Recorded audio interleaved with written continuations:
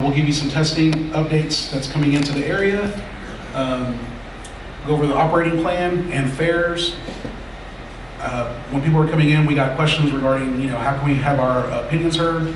We'll give you some information on the upcoming public hearing. And then lastly, how you can stay informed and connected. So, before we get started, I want to thank our friends from Addison being here, and I want to recognize Mayor Bruce Harston for being here. So thank you, Mayor, for your support. All right, as I said, this is a public meeting. We are recording, so we ask as we kind of get through things, everyone be respectful, kind. Sometimes, don't agree on things. We can always discuss and work through them, but we just ask to keep that respect the entire time. So meeting rules, if you have a question, just raise your hand. Someone will come over. Do we have an external mic, Christine? Okay, so just raise your hand. We'll have someone come over, point to you. You can ask your question, and then I'll address it, or someone from the Silverline team will address it as well. If you have a question, you don't want to ask it out loud, we can, again, raise your hand. You can jot it down, and we'll address it at the end of each section. I want to introduce the Silverline team. So we have our VP of Capital Projects, Trey Walker is here. He'll cover some of the construction updates. We have Marvin Jackson from AWH who's here, or he was here, I think he just stepped out. He handles community involvement. And then all these different folks are here to support as well. We have Ed Eugene from Service Planning who will cover some of the operating procedures as well. So Portia McGinnis is outside. If you didn't have a chance to meet her, she's our community representative. If you have questions regarding the Silverline or anything DART related overall that's going on in Addison, she's your go-to person. You can connect with her, get her information, and if you have Silverline information, you can always reach out to one of us, which we'll get to that at the very end. And last but not least, I'm Mario Zavala. I'm the project communications manager, trying to oversee everything going on with the Silverline. So it's our job to kind of keep you informed. So if there's something that we're not doing, just let us know, and we'll try to do it better. As I said, this is our first round of biannual meetings for this year. We wrapped up Dallas and Richardson last week.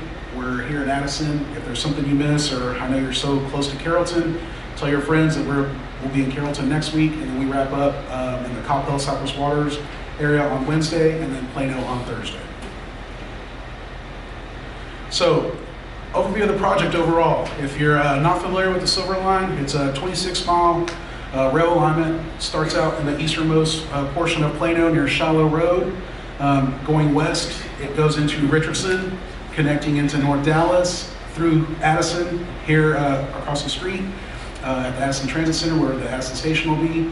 Continues into Plano, going into the Coppell Cypress Waters area, connecting into Grapevine at the DFW North Station, all the way into Terminal B at DFW Airport. So it covers 7 different cities, 3 different counties. It's a regional rail project that we're proud to be a part of. One interesting thing of note, this is DART's first major project that focuses on east-west transportation mobility. It's not everything DART has done is typically worked on getting people into downtown Dallas or out of downtown Dallas, so this is the first project that's doing that. If you go to our website, dart.org/Silverline, at the very bottom you can get fact sheets. This is information on each individual station. It's a sample of what you'd find online. So just give you some station facts, a little bit of note. This is roughly the midpoint, so you're looking at about a 30-minute travel time to the airport or to Plano, roughly from around here. The closest station that's not in Addison to y'all is Knoll Trail, which is about a mile or so going, what's that, northwest? Or northeast, thank you, John. So the information on those 2 stations. You'll see on the bottom, you can see there's parking available at most of the stations. Knoll Trail, we're still working through that. There'll be limited parking. We'll have a kiss and ride station mainly to drop people off, access there. The map itself though, you'll see you can find different key points of walking to. So that's within a half-mile or a mile radius depending on what you're looking at the map. But one of the key features of the Silverline is to increase mobility throughout the region. So we want to make sure that when you're at these stations, you can see what you can access typically within that short radius. And we had that half mile to mile because that's typically within a 15 to 20 minute walk. So again, why are we doing the Silver Line? These are some of the community benefits that we're looking at. Obviously, access to the airport, and really one of the things we've heard from our partner cities is that direct access east-west. Really that connectivity, like we say, from Addison to Carrollton or from Plano to Richardson. That's a really good benefit. It's going to increase mobility and allow us to provide system sustainability throughout the entire DART system. Continued growth opportunities. If you're new to the Metroplex or if you've been here for a while, you know that DFW is one of the hottest places to move in the U.S. So we continue to grow, and we want to continue to grow with it. Along with that, it's going to serve as an economic catalyst. Research shows that within that half-mile radius of our stations, you're going to have access to over 200,000 job or educational opportunities, and that'll only grow as the Metroplex continues to grow and the Silver Line provides easier access. Reliability, as we said, we want to continue to provide different ways to move about the Metroplex. And then lastly, safety and security. We want to ensure that your travel is safe and secure with us, but then also the spaces. And one of the things we do there is part of our mission at DART with our strategic plan is to create these fantastic spaces to encourage transit-oriented development. So we want to have spaces, not just like a bus stop or a train station where you're going to be at. We want to create places where people want to live, work, and play. And just to give you an example, and we can kind of get to that when we get to the construction pieces, we've worked with the city to do some transit-oriented development right near the station here in the heart of Addison as well. One of the additional benefits that's coming in with the Silver Line is the Cotton Belt Regional Trail. So this is not a DART project, it's actually a North Central Texas Council of Governments project, but it is a mobility trail. So hiking, biking, running, you name it, it's going to pretty much follow adjacent to the Silver Line throughout the entire 26 miles. It'll eventually connect in Fort Worth to existing trails. So if you see at the top, it's 57 miles. That's where you're getting that mileage. But again, once we're completed, it's going to be 26 complete miles running from Plano to basically DFW Airport. So the trail is being constructed in phases, phase 1, 2, and 3. Phase 1 and 2. Phase 1 we pretty much wrapped up on, which is all the major construction needed to occur before we got into operating service. We obviously don't want to be building as we're trying to run trains. Phase 2, we're looking to start building sometime this summer as we're working to select a contractor. And this portion right here is going to focus on Plano to Addison. And we're looking at completing this sometime in 2027. So you'll have that accessibility, again, to have walking, running, biking, all the way from Plano coming into Addison once this section is complete. Phase 3 is the more western portion going from Carrollton all the way into the Grapevine area. That is part of a North Texas Central Council of Governments job to work with the cities to secure funding. So as funds come available, that construction will take place. Lastly, a little bit of information on the trails here. You can see, for the most part, they're 12 feet wide. There are some places where in highly residential areas they kind of narrow down and get a little bit more narrow. And then the pedestrian bridges are 16 feet wide. So you're really having that space to where you're going to allow for, let's say someone's walking with a stroller, they're going to have plenty of room to walk and not be disturbed by someone who's biking or trying to, run fast and training for a marathon. So with this new project, we need a home for the trains. So that's where the Silver Line EMF comes in. It's the equipment maintenance facility. It's going to be housed in Plano. So DART recently purchased a building out in the Plano Tech corridor, and what we've done is we've cleared out some land behind that area in our right-of-way to reinstall rail and put in 2 new buildings that'll be where the buildings are housed, washed, maintained, refueled.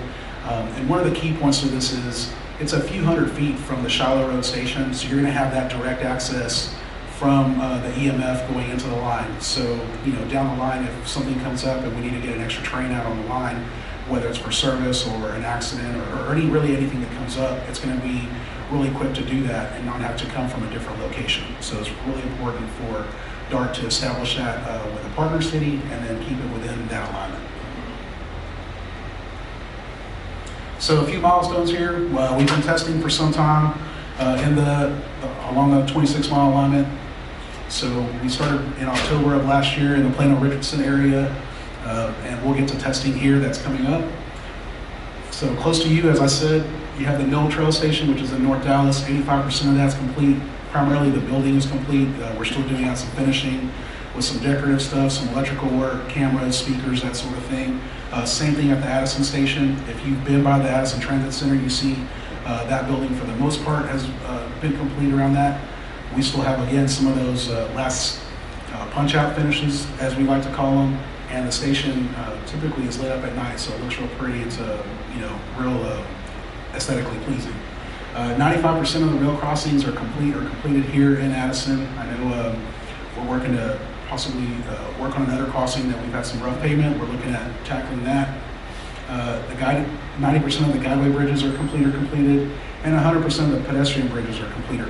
So while we say 100% completed, we still have to do some things to walk through with cities to make sure we open those up.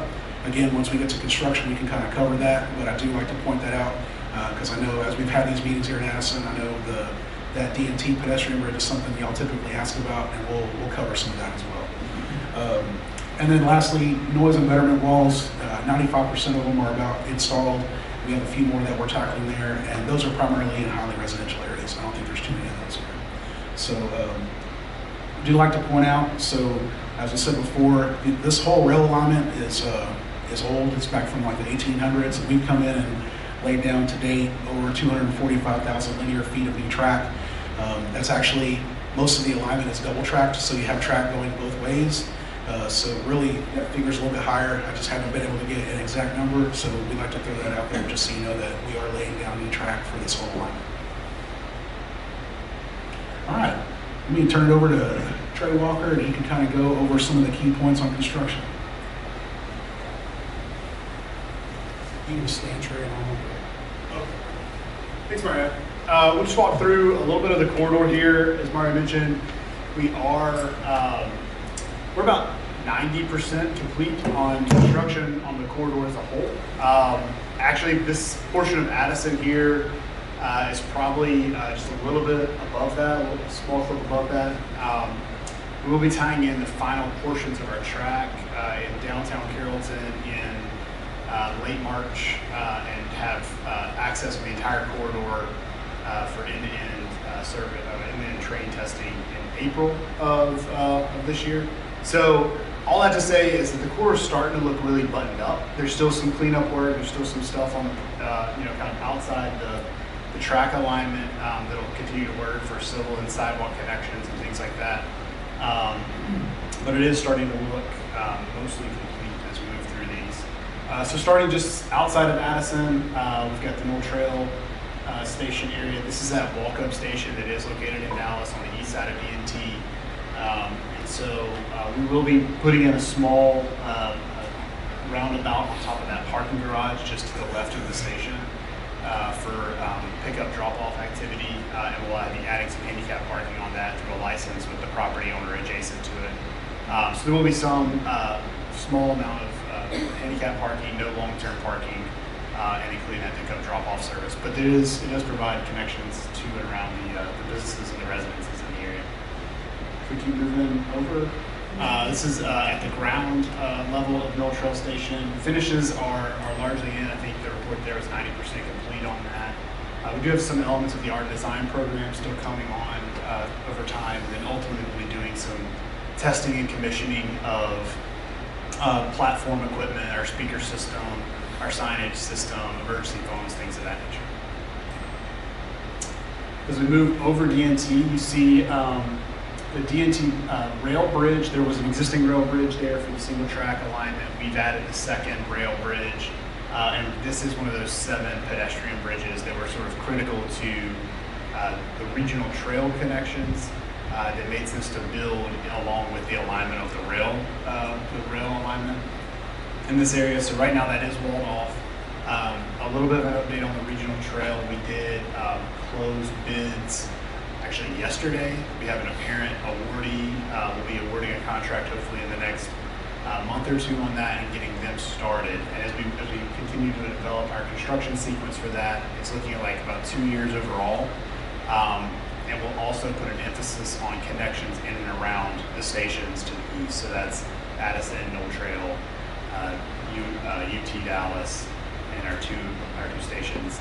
City Line, which is already sort of connected to the pedestrian network, and our 2 stations in Plano at 12th Street and at Shiloh. So we'll work on phasing that out. We'll probably have some additional engagement on just sort of sequencing around the trail project, but we do want to try to have stretches of trail that are connected into not only the pedestrian networks in the cities, but also to our stations.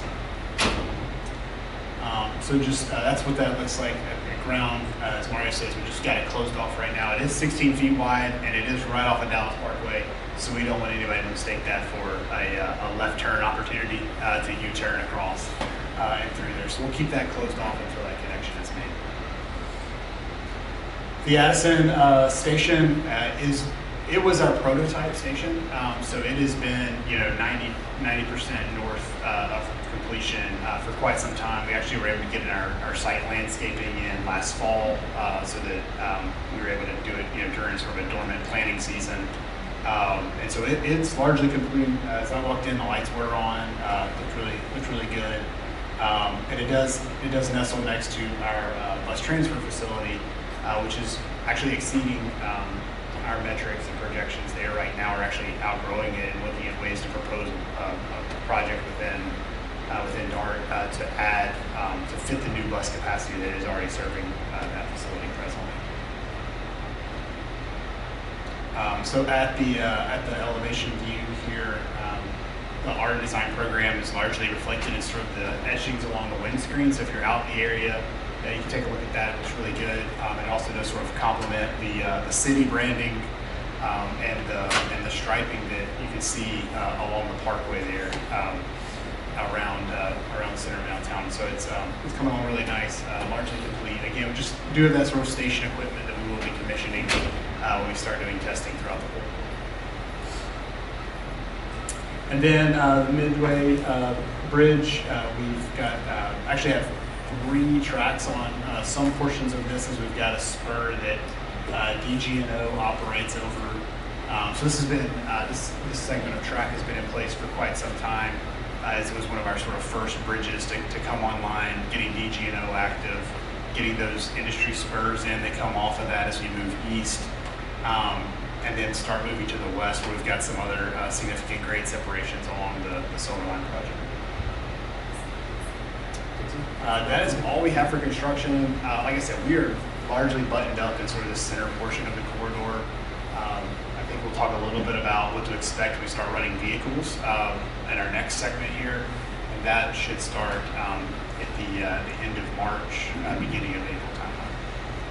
So at this time, if you have any questions about construction or the project overall, we can take questions. I have a question here. Regarding the hike and bike trail, I think you mentioned that you've got complete connectivity from end to end planned for. Was there an area that was just east of Davenport that didn't have any room for the trail along the track? Has that been solved, that problem? That is actually in the 3rd phase. So that's in the portion that's not getting built with this. And so as part of the 2nd phase right now, I think there's a street connection that leads you around that segment to another street connection. So it'll go from isolated trail to, I believe it's a mixed traffic bikeway within sort of a neighborhood street right there by Preston Green Park, and then back into the trail. So what's the time frame on the 3rd phase? Being a council on government's project, the 3rd phase is not, it's not fully funded right now to be able to move to that. But I mean, like 3 to 5 years. 5 Yeah, years? 3 to 5 years. It's a priority for the council of governments to fund. They're actively time. pursuing Yeah. grant opportunities. Design is complete. The design, I believe, I'd have to check on what the final alignment is through that segment. Well, that's okay, as long as Yeah. there's a Yeah, phase. it's a later, priority. all that sort of It's a stuff. priority for the region to deliver from end to end. So it's in their long-term financial plan. Thanks. One other question I might. So how do people get across the tollway I mean, the access road, how's that gonna work? There are pedestrian beacons along the frontage roads to provide pedestrian beacons along the frontage roads to provide those connections. The crosswalks on the Oh, I see, so when they're there, they press It's that. not in here, it's coming in as part of the trail construction, but yeah. I see, that's one of the things where you're there, you press a button, and then it starts flashing lights, and Right. people on the access road will see that and they'll stop. Correct. And then somebody will go across.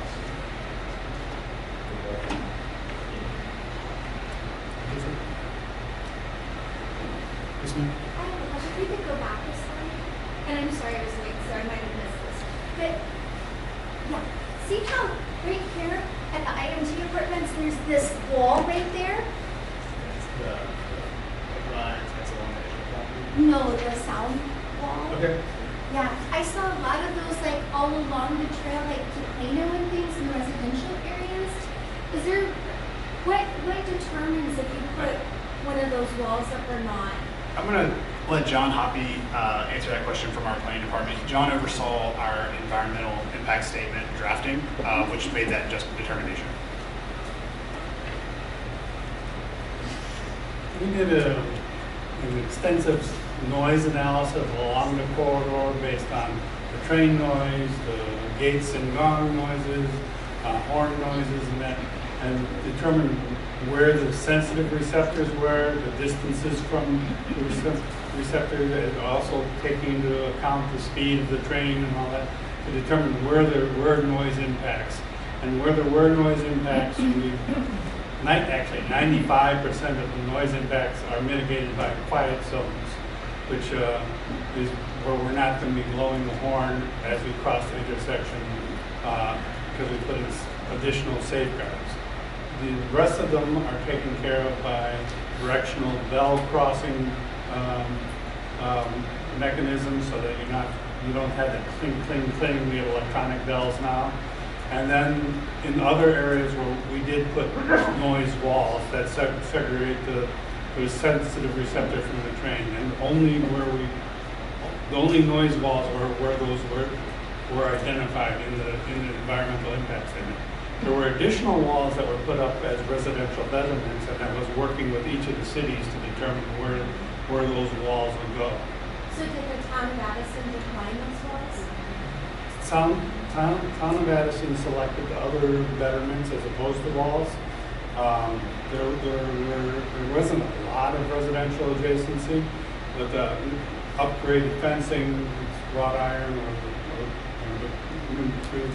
I don't know exactly, more landscaping, that sort of thing. So will there be, because I don't know if you've been to Addison Circle, but there's a lot of drinking that goes on around there. And there's a lot of young people who don't have their heads screwed on straight all the way.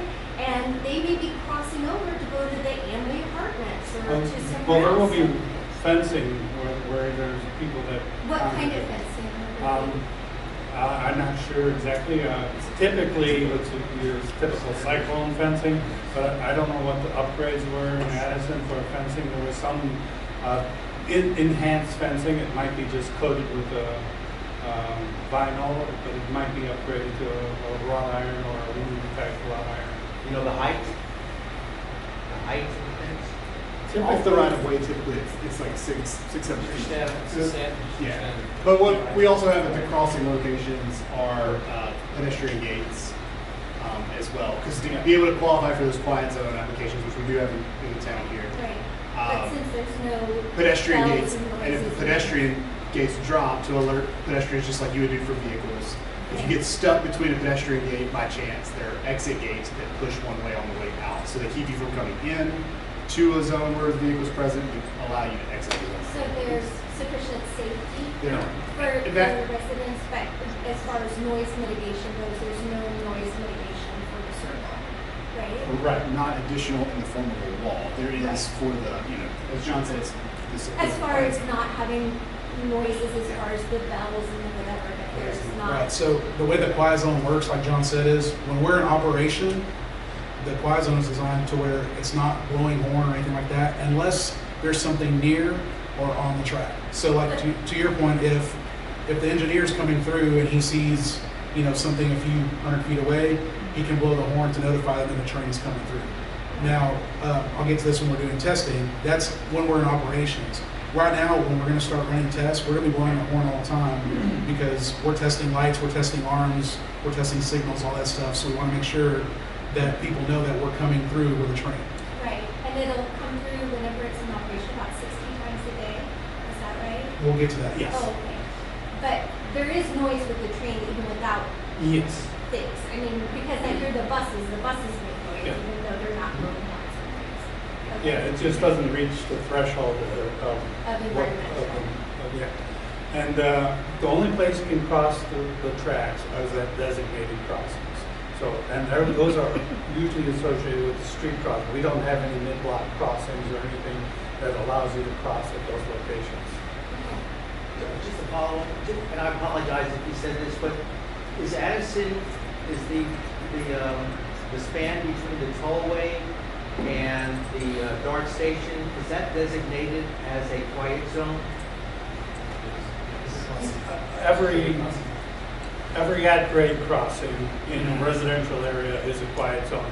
I think there's only like one or two in the entire corridor, four on the So entire just corridor. in terms of what it means, then from experiencing the train going by, we wouldn't expect to hear the horn blowing unless there was an exception case, like Obstruction. somebody in the way, an obstruction. But through the normal course of the train operation in the between the tollway and Addison Circle, we wouldn't expect to hear the horn blowing. Not the horn, but you'll still have when the gates come down, you'll still have a gong sound or a bell sound. Yeah, the sound from the gates. And that's directed at traffic. so Yes, that- but it's not the sound that the train itself makes.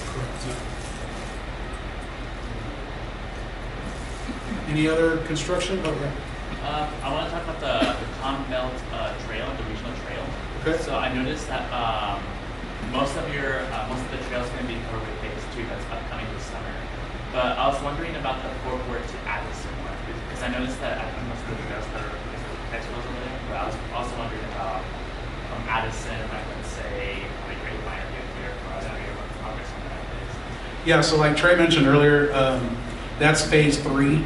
So phase 3 is a priority for NCT COG. It's not a project that we're working on, but it's a priority, and it's not fully funded. So that's going to come online as the cities and NCT COG work to secure funding. Then as they get that, then that'll be built. So the design plan is complete. So the plan is there, and it is a priority.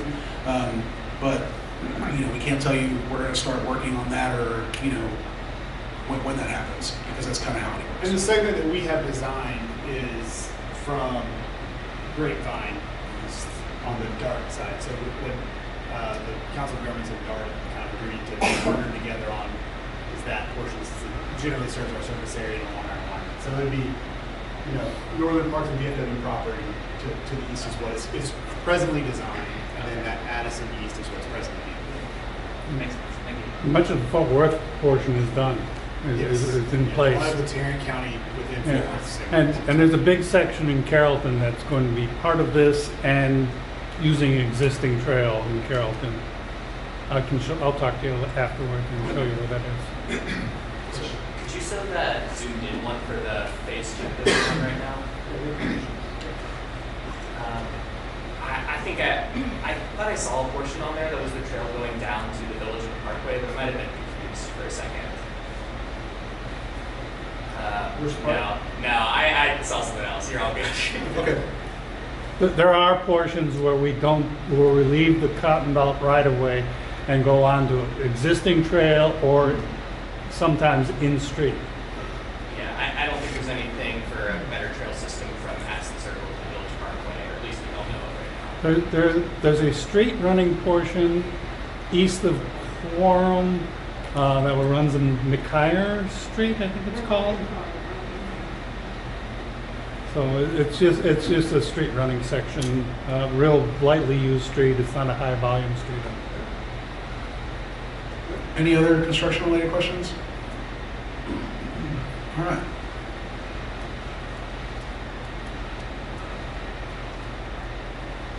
Here, bear with me. Shallow Road to UT Dallas area.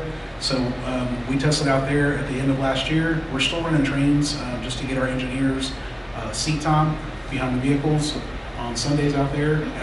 We recently did testing over here in A1 and A2. So we wrapped that up a couple weeks ago, and that's from DFW Airport going through Southwest Waters to about the I-35 area. A3 includes downtown Carrollton, and then we come into Addison and Knoll Trail going through here. So part of the reason we're still wrapping that up is because we were still laying down track. So as Trey said, we're going to come through here at the end of March, early April, and then be running trains and doing testing. So once that begins, then we'll start preparing for the big portion, which is end-to-end testing, as you can see there in Q2, which is basically the train operating like it would during normal passenger revenue service, running from DFW Airport to Shiloh Road, making a stop at each station. Obviously not picking up passengers, but operating a simulated service so we can pick up on anything that may come up that we need to correct along the way before we open up for revenue service. So as I kind of alluded to already, we're going to do simulated service with stops at each station, no passenger pickup and drop off. I know people always ask, you know, yes, you can check out the train, but we don't recommend you come into these areas because they are still construction sites. When we're testing everything. I think I said this earlier. So it's not just testing the vehicle itself, but we're testing the validity of the track. Sometimes we need to make adjustments to limit vibrations on the vehicle. We're checking the crossing arms, the signals, the lights, and we're checking the timing too as we're going through. You know, you don't want arms down for an extended period of time holding traffic. So all those factors go into play as we're doing testing, as well as the additional safety enhancements that are on the track or on the train to make sure everything operates as it should. So, and testing, we're looking to start in Addison here at the end of March. As for the vehicles themselves, this often comes up. These are not like our light rail vehicles, so they don't have the overhead catenary system that we're connecting to power them with the wire.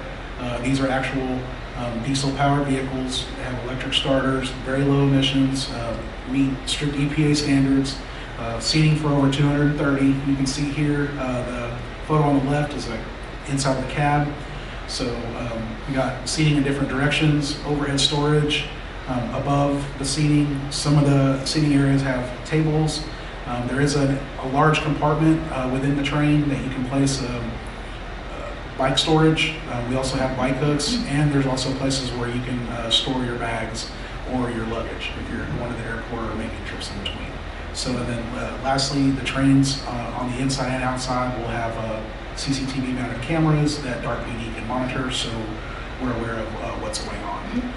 One thing I'll also point out is it always comes up, so since these are actual trains, not light rail vehicles, they will operate with an engineer driving the vehicle, and they'll also have a conductor on board who's coming back and forth throughout the duration of the trip.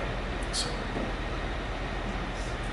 all right, let me turn it over so we can cover service planning and go over testing question. Dave's got Yeah, go ahead, Dave. One particular question in the display that you had there of the seating. Will there be adequate space for mobility impaired? Yes, sir. The large cabin that I spoke of that has the area for storage and whatnot, there's extra ample room through there that you can have, whether you're in a wheelchair or you have a walker or anything like that. Okay, in reference also to that, will the locations of being able to board on those particular sectors of the train be marked on the surface areas of the station? The level boarding. They're on the vehicle. Yeah, they're on the vehicle. And every door is.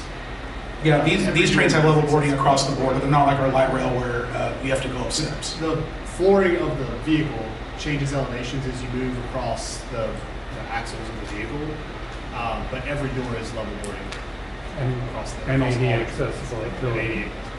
Okay, so there will be adequate marking in such a way that the mobility impaired can know exactly where to be as they try to board the train. Yes, sir. And you can board through any door. Okay.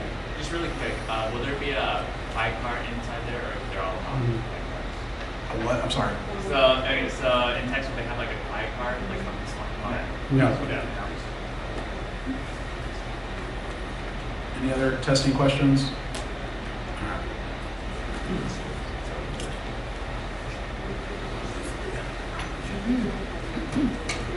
Okay, so my name is Ed Eugene. I'm a service planner with DART, and I'll be talking about some of the operating of the Silver Line. So the service span will be from 4 a.m. to 12:30 a.m. Trains run every 30 minutes, both directions, east-west, and during peak weekday service, approximately from 6 to 9 a.m. and 4 to 7 p.m. Trains every 60 minutes during all other weekday service times and on weekends. We have ability to adjust the train schedule for special events, of course, and in agreement with the cities that we work with. And adoption of the final operating plan will come after DART work.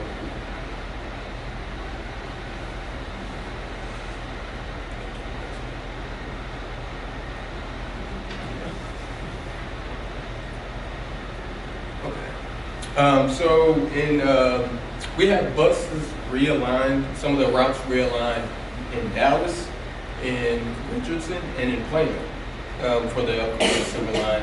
And also some of our GoLink areas we modified in Plano, Carrollton, and in Farmers Branch. Additional services that already connected to Silver Line station locations will be maintained in Addison and Cypress Water's GoLink terminal. Okay, so right here you're seeing the Shiloh Road Station. It's in between the East Plano GoLink zone and the East Telecom GoLink zone. It's along the Shiloh Road Station, Shiloh Road, of course, and it sits in Plano's Industrial Business District. Next slide. This here is the 12th Street Station, southeast of downtown Plano Station. And south of the East Plano GoLink zone. It's served by routes 236 and Route 247. The 236 goes from Addison Transit Center to Parker Road Station, and then 247 goes from South Garland Transit Center to Parker Road Station. And this is just an up close of the previous slide, so just giving you a better view. Looking at the East Plano GoLink zone and the South Central Plano GoLink zone as well, and just showing you the routes 247 and 236 connecting to your 12th Street Station, which is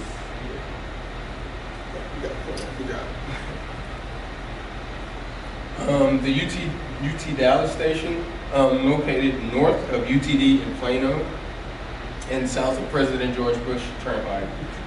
So it's served by Route 244 that you can see here, and it's that goes from Arapahoe Station to UTD and along Campbell Road. And then No Trail Station, which is in Addison, we made adjustments to Route 236 on this particular station to pass by No Trail Station. Again, as Trey mentioned, there is limited parking area in that area. There's limited parking.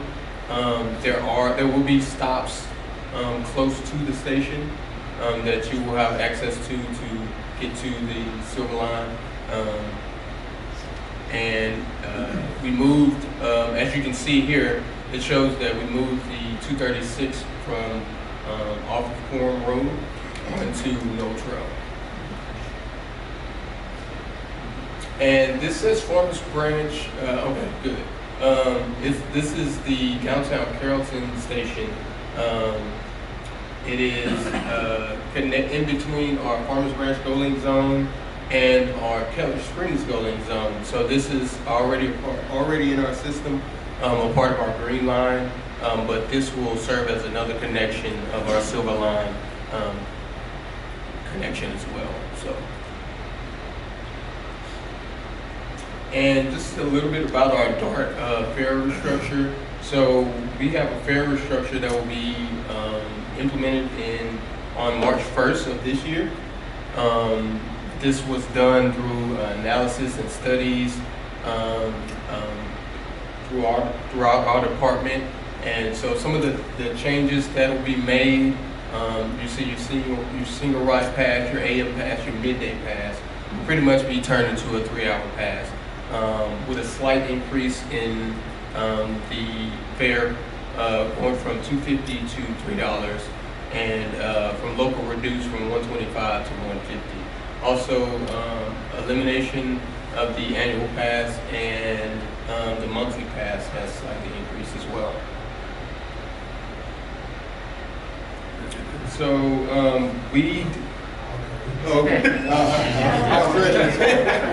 Gonna wing it. Thank you. All right, so we just want to hit on the points, like I said. So our job is to consistently communicate on the project, keep you up to date, not just on what's going on there, but on traffic updates. So, you know, one thing we do is we consistently talk to each of our cities, let them know, you know, where those pain points might be, how it may impact traffic, and then, you know, encourage them and work with them to kind of share their information on their website, on their social media as well. We're continuing to look to expand our community presence. So if you want us to come out and talk to your HOA or to your apartment group, to your student group, what have you, we're always willing to do that. You just have to reach out and ask. We want to, again, continue to work closely with the cities to increase their public awareness of what we're doing. And really, like I said, we're kind of wrapping up construction, but this has been really instrumental. So one thing I like to point out is, you know, if you're someone that commutes along this corridor, check out our website again, dart.org/silverline. You can pick the city that you're in, and every Friday afternoon, Friday evening, we're posting the upcoming work for the following week, so you can kind of see where those pain points might be that you run into. And then lastly, you know, as we continue to get closer to opening up, we're going to work closely with the cities to develop a communications plan so y'all are aware of how we're going to get there, when we're going to get there, and, you know, all the fun stuff that we're going to do with each individual city to kind of tout the silver line. Safety is something that we really stress. You know, we've talked about it with all the incorporations with the hike and bike trail. We have a rail safety program that we always come out and do to schools. You can see there some English and Spanish flyers that we do. The image to the left is a part of a video that we sometimes play. And our community relations team has several members that are certified in this Operation Lifesaver program. So they'll come out and go over rail safety and then talking about, you know, way to stay safe around rail, around moving vehicles and construction and whatnot. So lastly, again, your best way to kind of be in the know of what's going on is to stay connected with us. I've mentioned the Silver Line website several times. If there's something you need, you can always email silverline@dart.org. That comes directly to me and several members on the team. We try to respond back within 48 hours. If we don't have a direct answer for you, we'll track it down and then get back with you as well. And then let me point out the DART hotline, that right there. It's if you see anything that's kind of out of the ordinary, whether it's, you know, let's say barrels are knocked over or something doesn't look like it should be, if you call that number, that goes to Marvin's team while we're here in the construction. You'll typically, again, if someone's not answering, you can leave a message and someone will respond to you within 48 hours and get more details on what your concern is, and then we'll look to address it as soon as possible. All right, any questions? Oh, we got plenty coming up. Yes, sir. Safety method, are those going to be, like, I guess, like a form or some version of it at the stations? Well, we can look at doing that as well, yes, sir. Okay. And on top of that, we can go to the next slide. So, say I'm at the next one. Say I'm at the station and I see something. Is there going to be like emergency phones or something? Yes, everything you have that like is available on the current rail lines will have the same thing. And you can always use the GoPass app as well. If you download that, you can directly contact or report whatever the incident may be. and then that goes directly to either the situation that needs to be addressed or to DART PD. Can you get them to repeat that first question so we can capture it on the camera?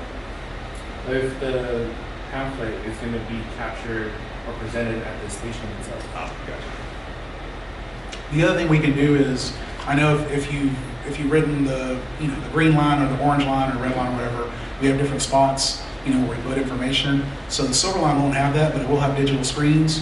We can definitely place some of that safety messaging on there as well as we're updating people of where we're going and your station information. So definitely do that. Yes, ma'am, Phyllis. I have a question about frequency. You mentioned about the weekend being every hour. And there was one screen that was flashed, but you didn't go over it. I know on March the 25th. Next slide. To have a public hearing. Yeah, so But I understand that one of the things being decided about is the hours.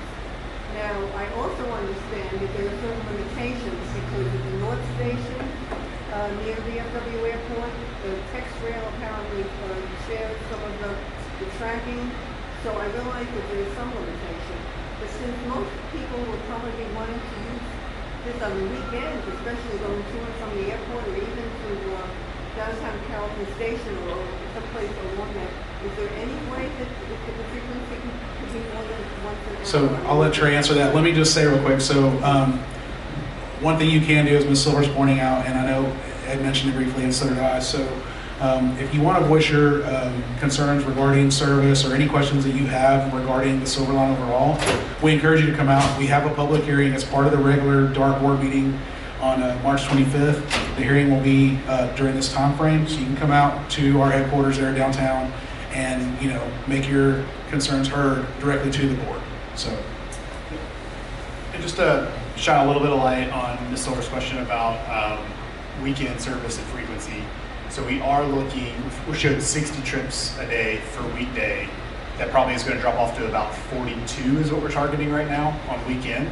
And that is largely just that conversion from half hour on the peak to hourly throughout the day with generally the same service day. A couple options we do have, from an infrastructure perspective, the entire corridor, as the area grows, as the service grows, the entire corridor from an infrastructure perspective could support about 20-minute headways throughout it. So we do have room to grow in that frequency along the entire corridor, and that would match our service that we provide on the light rail side. A second thing that is an option that's built into this, and we've even had some preliminary discussions with our operator, is I know Addison is a big event. There's 3 big events on an annual basis. We do have the ability to insert trains into service around those events as they come, similar to what we do on sort of TRE for service, for say a playoff basketball game or things like that nature. There is that capacity on the corridor. It may not be a published scheduled trip because it is sort of a pop-up, but we do have that capacity to do so. And that's something we'll work with the city to iron out in the future as well as with our operations. That's good to hear, but what about regular scheduled weekends? At least, Yeah. I mean, maybe not at midnight or something. Sure. Maybe yes, I don't know, but at least kind of prime time when people would be going to the airport or to go to Richardson or, Carrollton. Understand, and like I said, right now the proposal is 42. We've got the public hearing for the service plan itself, and then ultimately the service plan kind of walks hand in glove with our budget approval that is adopted by the DART board, just because it is a service decision. So a lot of those is budget. Yes, ma'am. The service plan is consistent with sort of our forecasted budget. I assume that you would have a published schedule so that everybody knows what time the train is going to arrive at each station? We will, yes, ma'am. yes, ma'am. That typically comes out 6 to 8 weeks before we're ready for opening up for service. Okay. And I know we're looking at targeting sometime the end of this year or early next year. Once we get closer to that opening date, then we'll have that schedule out. And we'll actually be converting our website into like a service website. So, it won't be like all the construction updates that you're getting now. It'll be just like if you were logging on to the Go Pass and you're planning your trip. So we'll make that conversion as well.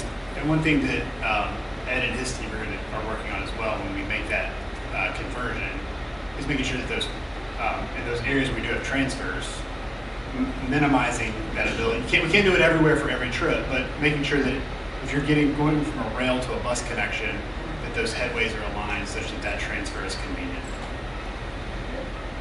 In addition to the ways that you mentioned earlier, does that include a timer of some sort of when the next train's supposed to Next arrive? train arrival signs, yes, sir. I have a question. How often do you evaluate the service schedule? Because to Phyllis's point, to whatever, because I see a lot of empty buses on form, you know, that come down. So how often do you evaluate the ridership to see, well, this is a high demand time because it's weekend, so we need more service that time, but we don't have as many riders during a different time? It's continuous. And so we have ridership data on a monthly basis that we report.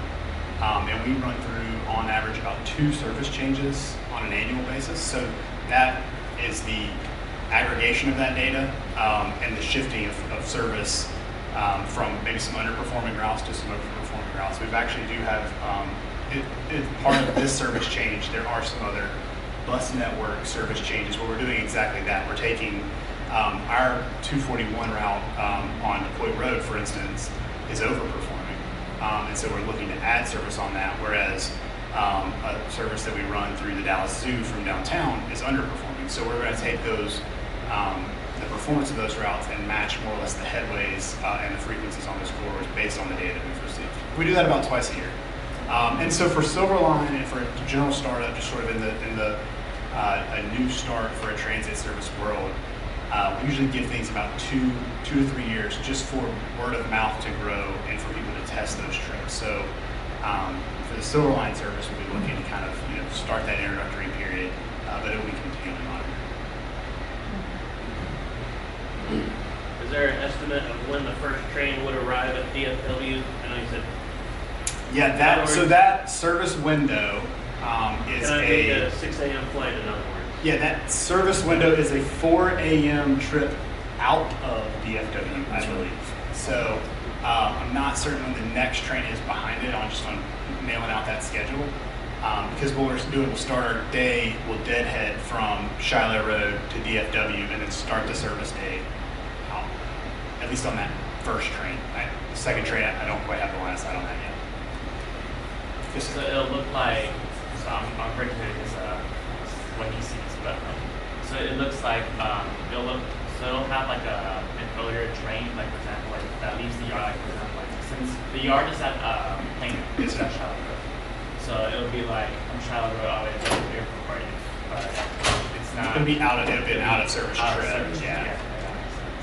I believe the next train coming into DFW will be an in-service trip. They would have a meeting for that as well. Yeah. And that'll be published in that. And how many trains are in neighborhood? How many trains are coming out weekday and weekend? Like how many trains? 60 one-way trips on the weekday, 42 one-way trips on the weekend. In operations, we'll have about 5 vehicles on the corridor on a service day.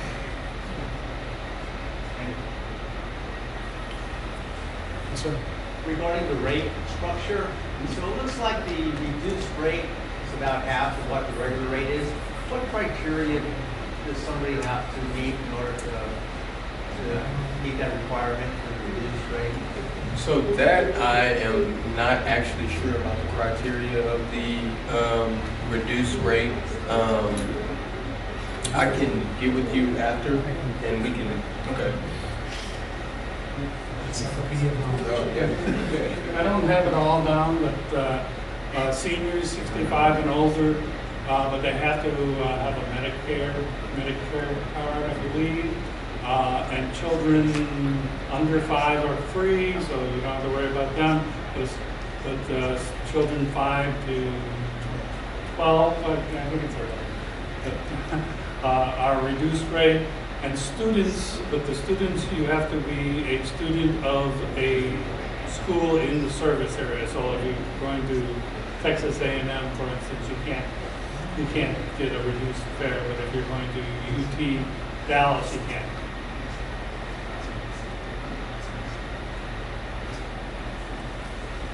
Any other questions we can address? Sir Dave.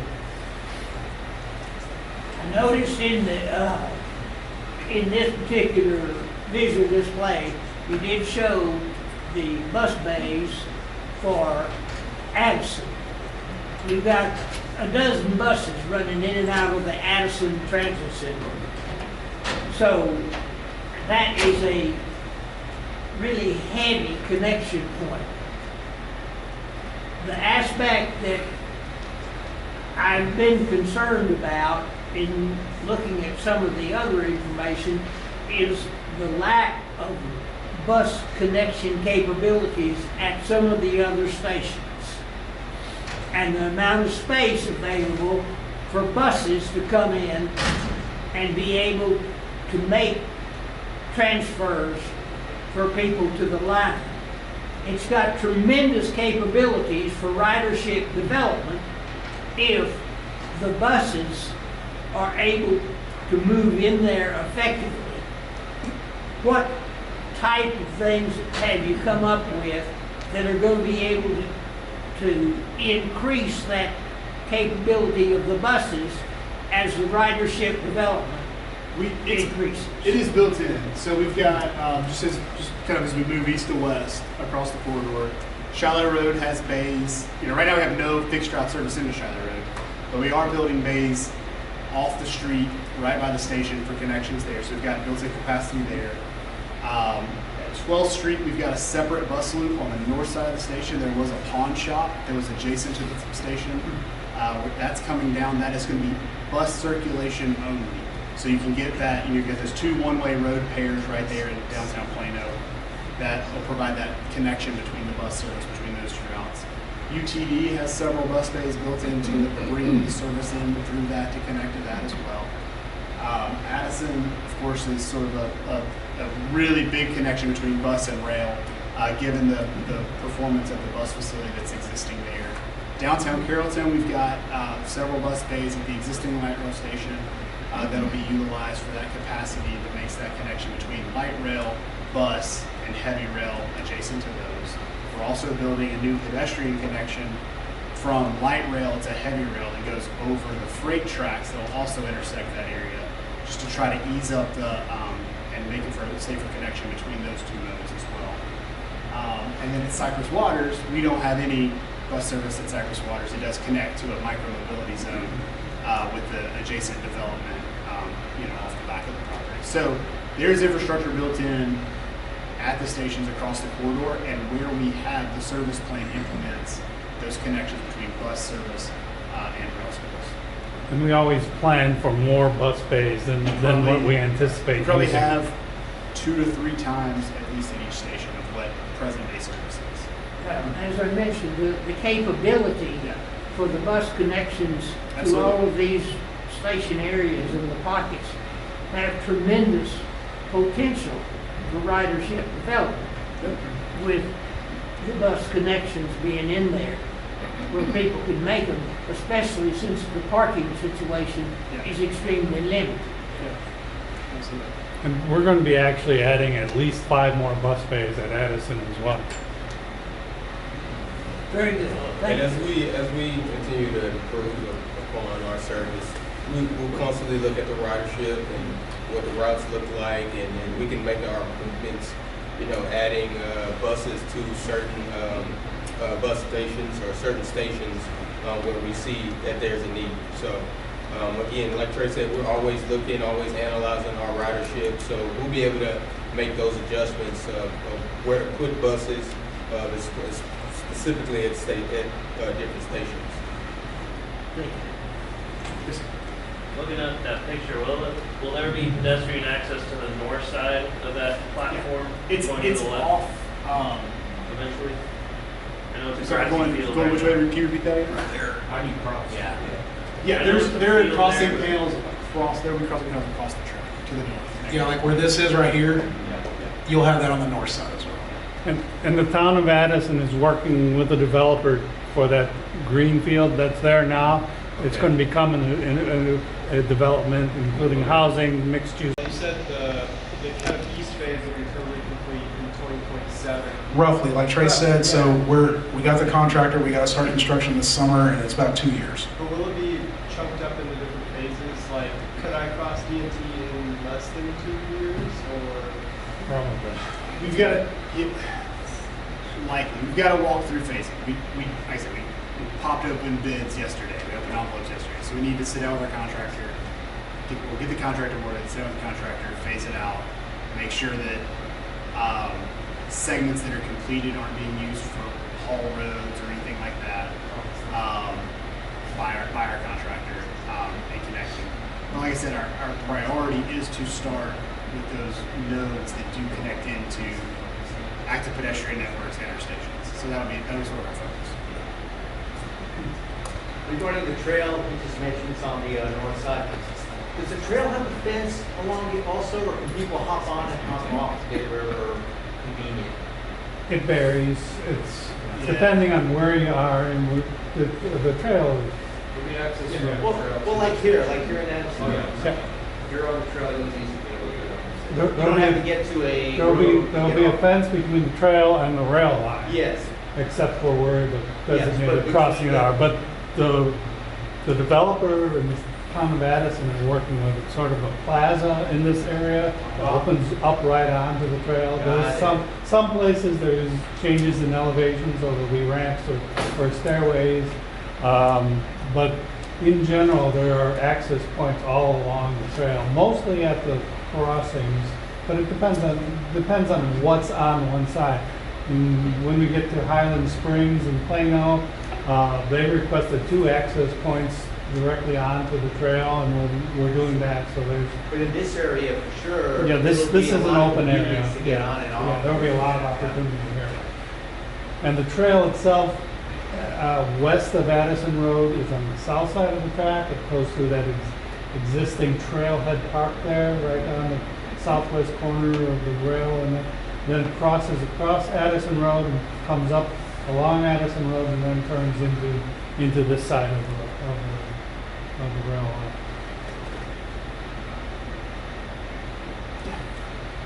Are you guys looking into adding any of the bike lanes into Addison Transit Center? Yes.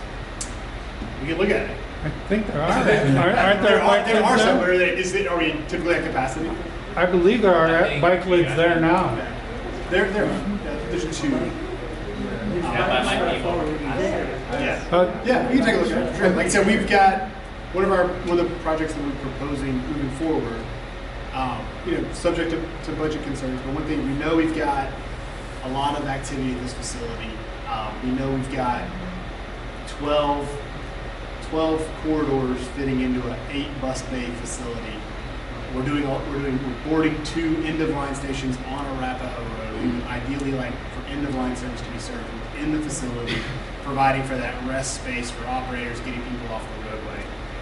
So one thing that we will be proposing is added operational capacity, which will then create some more negative space across the site, exactly for those mobility adjacent improvements that can be made. It's a future mobility hub too.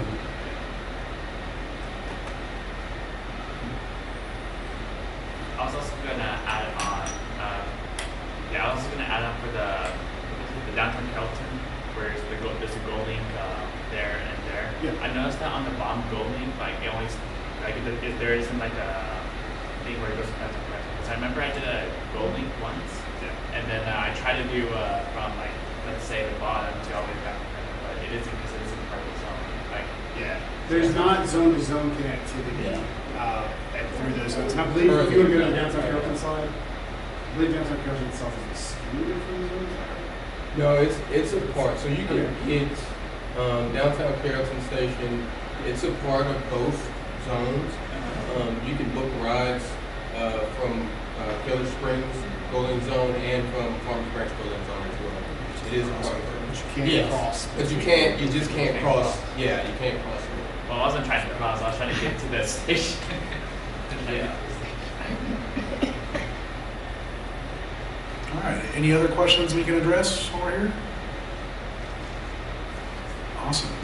Well, thank you for coming out. I want to remind everyone, public hearing, March 25th, downtown our offices, 6 o'clock. So thank you for coming out, and we'll we'll hang around if you still have other questions.